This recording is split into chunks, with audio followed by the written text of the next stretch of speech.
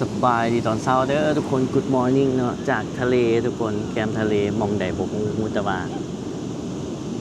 เมื่อคืนนี่กบซอกโฮสเทลเนาะในคลิปก่อนนี่ซอกโฮสเทลอยู่ฮอยอันไปถามประมาณ5โฮสเทลก็คือเต็มเบิดบางบอนก็ขึ้นฮอดโฮสเทลคืนละ700,000ดงทุกคนและกบก็โทรหา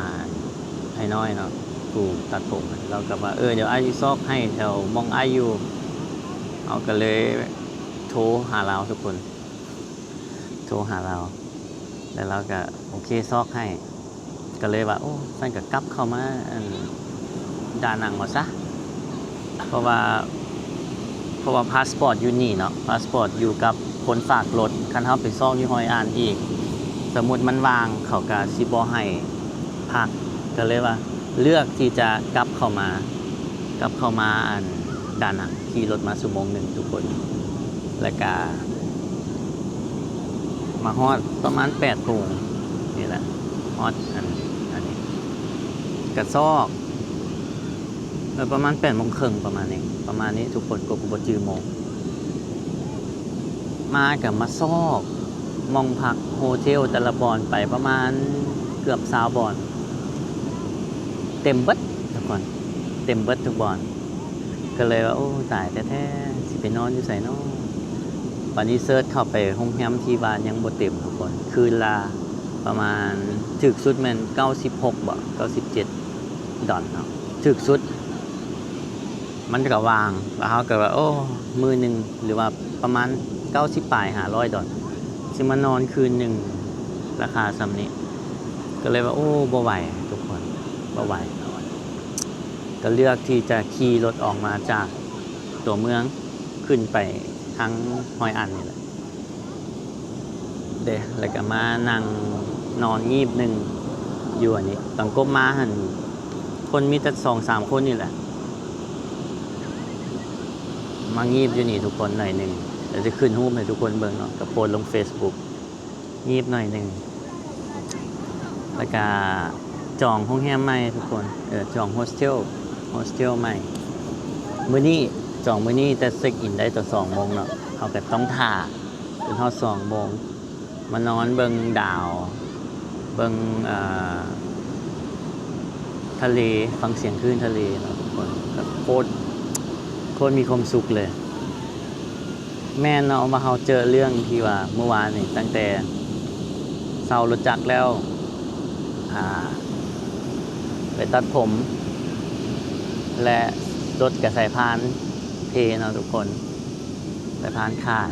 กับมีปัญหาก็แก้ไปแล้วกับสิไปมองแฮวบอกกับว่าท่านไปบัดนี้สิไปห้อยอัน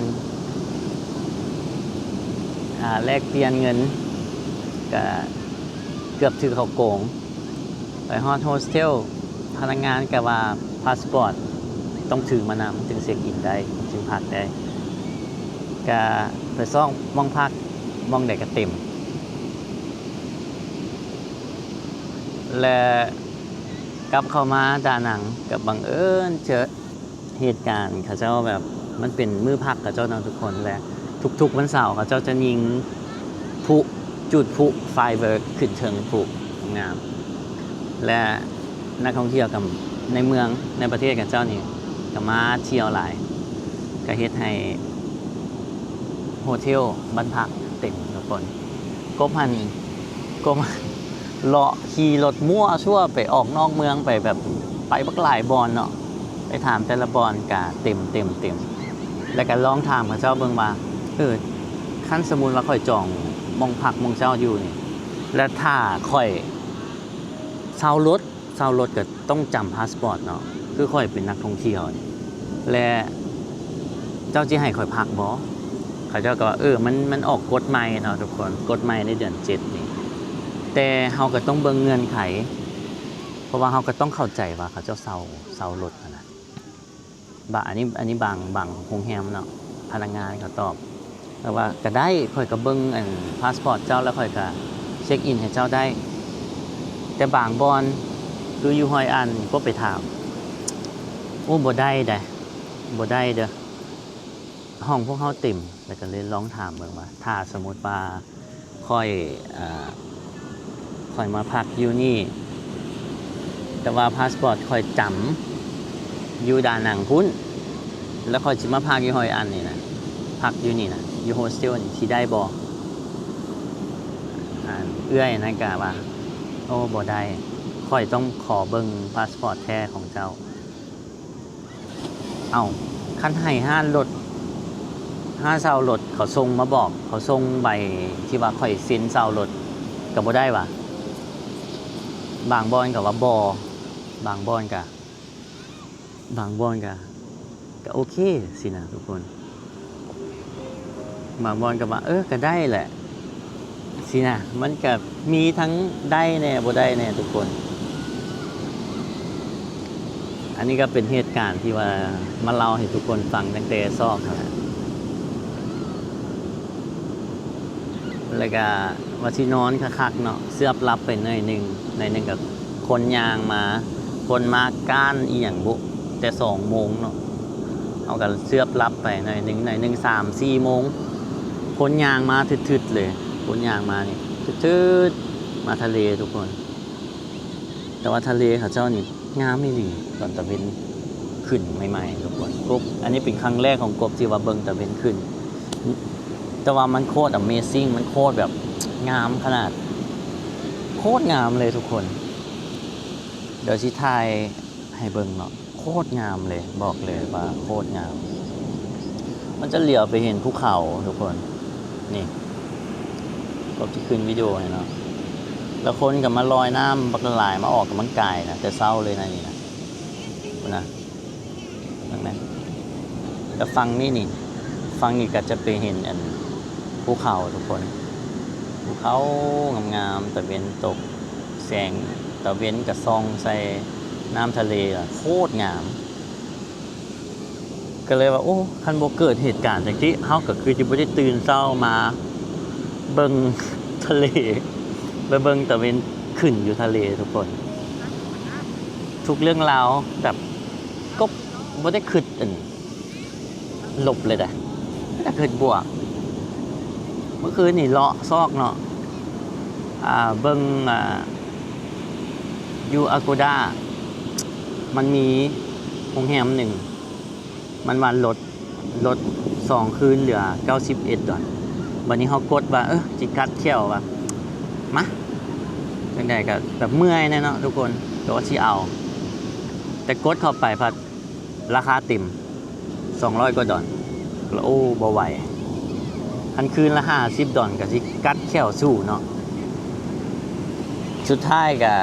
ได้จองโฮสเทลตัวเก่าที่ว่ากบนอนอยู่ทุกคนจองมื้อนี้เนาะมื้อนึงเพราะว่าแผนกบมันสิไปนอนฮอยอัน2 คืนเนาะทุกคนแต่ว่ามันคลาดเคลื่อนเด้เฮายกเลิกก็บ่ได้เฮาก็ได้เสียเงินตัวนั้นแหละแล้วก็มื้อนี้เฮาก็บ่ได้นอนแหละก็เลยว่าแสดงว่าเสียสละไปมื้อนึงบ่ได้เสียเงินค่าพักก็เสียหั่นแหละเสียค่าตั๋วฮอยอันแต่ว่าเฮาบ่ได้พักแล้วก็มาอันคืนมื้อนี้นี่นะมื้อนี้มื้ออื่นเหลือมื้อเดียวเนาะเพราะว่าแผนเฮาสิไปนอนฮอยอัน2 คืนที่1บ่ได้นอนแหละคืนนี้บ่ได้นอนเหลือคืนเดียวก็จองอยู่หั่นแหละเครียดแล้วเนาะสิบ่ไปแล้วฮอยอันเทื่อก่อนก็ฝ้ายหายเนาะก็ย้อนเฮาบ่รอบคอบเทื่อนี้ก็ย้อนเฮาบ่มีประสบการณ์บ่รอบคอบคันเด้นี่ทุกคนนอนเกลือกอยู่นี่เฮาก็บ่รอบคอบเฮาก็บ่ฮู้ว่าโอเคมันกดใหม่โชว์รูปและเช็คอินบ่ได้ทุกคนทุกอย่างคือประสบการณ์นี่แหละและบัดนี้การเซารถเนาะคันคิดในมุมคนเซารถเฮาสิเอาบัตรประจำตัวลาวเฮาให้เขาเจ้าจำเฮาเป็นเจ้าของห้านที่ว่าปล่อยเซาก็คือสิบ่เอาดอกเนาะเพราะว่าบัตรประจำตัวมันก็กลับประเทศมันไปเฮ็ดใหม่ได้เด้แต่ว่าพาสปอร์ตนี่คันจำไว้แล้วมันออกนอกประเทศบ่ได้ทุกคนเนาะ มันก็เลยเป็นสาเหตุที่ว่าเป็นอย่างเขาต้องเอาพาสปอร์ตไว้ แต่คันเขาที่จำเงินคืออยู่ฟิลิปปินส์เนาะฟิลิปปินส์ก็จำเงินเด็กแต่มันก็ต้องมีมูลค่าหลายแบบจาก$100สินะสมมุติกรณีที่ว่าคนเซารถจำเงินล้านดงถ้าเอาไปขายได้3 ล้านดงสินะมันก็ได้กำไรเลยเดียแล้วมันมูลค่าจำมันก็ต้องสูงเนาะเขาก็เลือกที่จะจำพาสปอร์ตกามาเจอกับตัวเองเนาะทุกคนก็ถือมาเล่ามาแชร์ให้ทุกคนนั่นแหละผู้ใดสิมาเที่ยวสไตล์กบแต่คันมากัน2 คนมันก็จะบ่เกิดปัญหานี้เนาะเพราะว่าการเซาโฮสเทลหรือว่าโฮเทลมันก็จะใช้ซื้อแต่คนเดียวถ้าสมมุติซื้อผู้นั้นจำแล้ว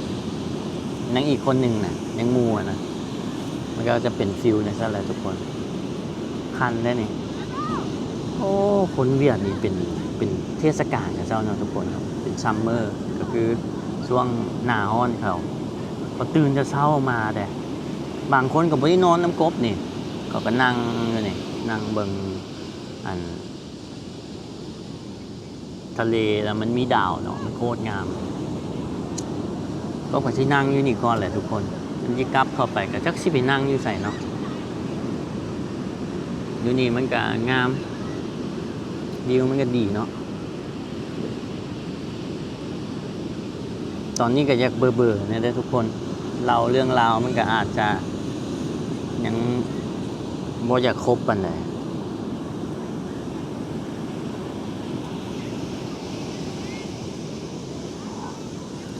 ไอ้น้อยแล้วก็ช่วยเต็มที่เนาะแล้วก็มันเต็มเลยทุกคนก็จำเป็นเอาก็ว่าบ่ยากเอาก็บ่อยากรบกวนเราหลายเนาะแล้วก็อันเจ้าของห้านเซารถเขาก็โทรไปลมเราแบบซอกโรงแรมให้ได้บ่แล้วก็เทศกาลได้เต็มได้ตรงนี้มันเทศกาลมันถึกมื้อพักอันนั้นคนเบียดมาเที่ยวหลายมันตรงกับจุดพลุอะไรนิ่มแห้งเนาะนิ่มแห้งแต่ก็ทุกอย่างมีทางออกเนาะทุกคนทุกอย่างคือประสบการณ์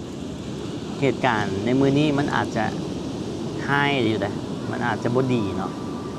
แต่ถ้าเขาคิดดีมันก็ดี แล้วเรื่องราวในมื้อนี้ที่มันเกิดขึ้นถ้ามื้อหนึ่งกบไปเล่าสมมุติว่าอีกทิศหน้าทิศเนอกบไปเล่าให้หมู่ฟังให้คนอื่นฟังมันจะเป็นเรื่องที่ว่าโคตรน่าสนใจโคตรน่าดึงดูดและคนฟังก็จะแบบมึงเฮ็ดได้จังได๋มึงเฮ็ดนั้นจังซี่ๆนะมันจะเป็นเรื่องที่ว่าน่าแบบเรื่องราวที่ว่าม่วนนะเขาคิดแต่จังซี่แหละประสบการณ์ครั้งหนึ่งในชีวิตมานอนอยู่แคมป์ทะเลพอมาซอกมองพักบ่เห็นกบมานี่ประมาณ1 โมงนี่แหละเขาก็ขี่รถออกมา12 โมงแบบบ่ไหวแล้วแฮวก็บอกว่าไปซอกนอนหันนอนนี่เขาก็ไปเบิดแล้วน้ำมันรถก็สิเบิดแน่ก็ขี่มาฮอดนี่ก็โอเคพอแล้วก็เลยจอดแล้วก็ขี่มาตอนแรกก็บอกกล้าขี่เข้ามานะทุกคนมันก็ไกลอยู่เด้เอากันอยู่ทางนอกมองจอดรถแล้วเห็นคนท้องถิ่นเขาจะขี่เข้ามาก็เอารถมาจอดอยู่ข้างหน้านี่เลยก็ประสบการณ์ทนเมื่อย ไม่ได้อยากให้ทุกคนช่วยเบิ่งคลิปจนจบเนาะห้ามสกิปโฆษณาที่ว่าเงินตัวนี้เขาก็จะเป็นค่าเข้าค่าเอียงค่าใช้จ่ายเขาแหละทุกคนผู้ใดอยากซัพพอร์ตเนาะก็เบิ่งคลิปจนจบนั่นแหละเบิ่งทุกคลิปแล้วก็คอมเมนต์ทุกคลิปขอบใจเนาะขอบใจทุกคนที่เบิ่งจนจบทุกคนบ๊ายบายตอนนี้5 โมงครึ่งแล้วทุกคน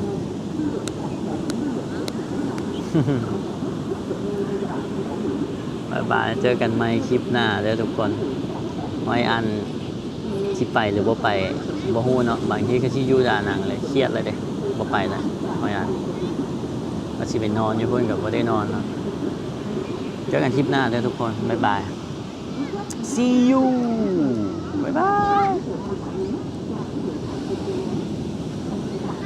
บ๊ายบายไปพร้อมวิวทะเลเนาะคนเต็มเลยนะมันก็หลายนะ